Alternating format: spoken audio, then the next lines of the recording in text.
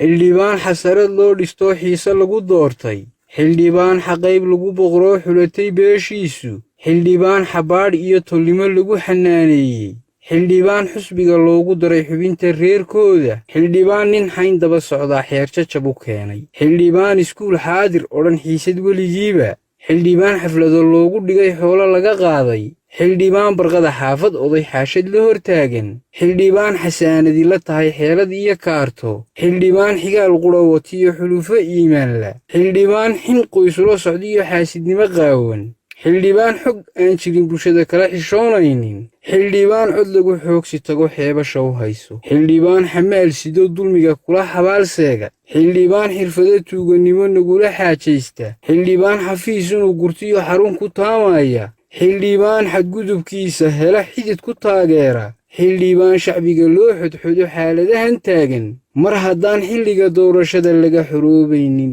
maantuu xinjiraleef noqdee xaab ka tegi waayo, waxba yaan xumaan cidi ku xaman layna xadantii.